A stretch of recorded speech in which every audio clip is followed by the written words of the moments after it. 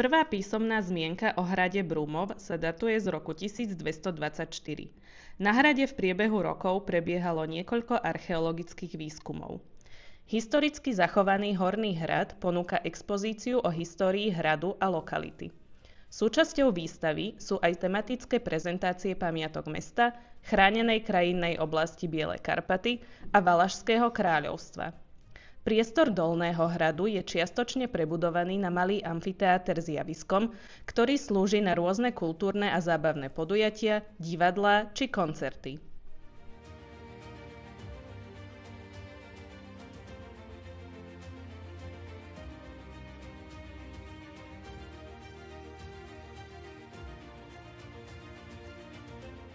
Cyklotrasa Bevlava vás prevedie moravsko-slovenským pohraničím. Ponúka niekoľko kilometrov ciest, ktoré vás privedú k množstvu turistických cieľov. Vďaka miernemu profilu trasy si cyklotrasu Bevlava užijú rodiny s deťmi, ako aj aktívni seniori.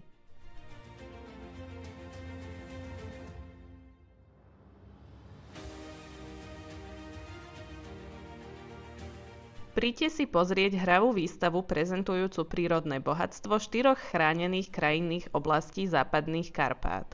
Môžete sa tešiť na interaktívne, náučné a zábavné prvky, ktoré vám predstavia miestnu faunu a flóru. V priestoroch Trezoru prírody nájdete dotykové obrazovky s kvízmi, ale aj okuliare s virtuálnou realitou. Na veľkoplošnej projekcii si môžete pozrieť emocionálne ladený film, ktorý ponúka netradičný pohľad na prírodu. Film vám umožní doslova vstúpiť a nechať sa vtiahnuť do nádhernej scenérie pohraničného regiónu. Stiahnite si do svojho mobilného telefónu mobilnú aplikáciu Trezor prírody, ktorá vám predstaví 20 zaujímavých lokalít československého pohraničia. Pomocou QR kódu získate informácie o mieste a malý bonus v podobe videa, fotografií alebo prvkov rozšírenej reality.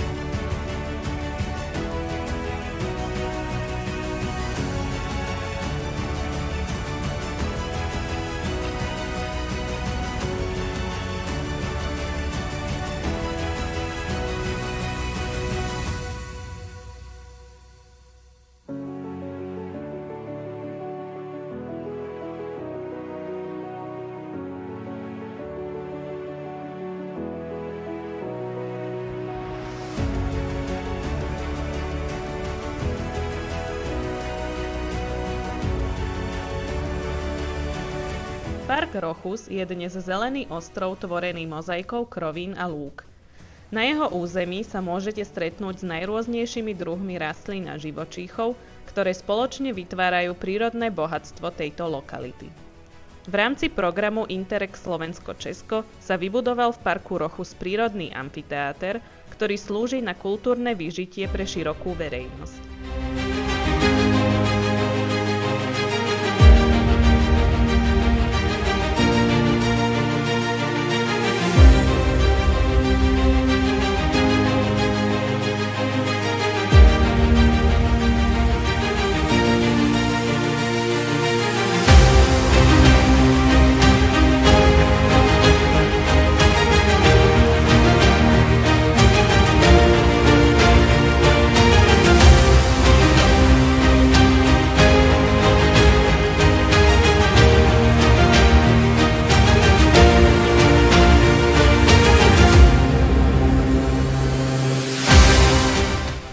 Cyklotrasa svätého Metoda je súčasťou cezhraničného projektu Na bicykli za históriou Veľkej Moravy, ktorý vznikol vďaka spolupráci českých obcí z Lechov a Boršice so slovenskou obcou Opatovce.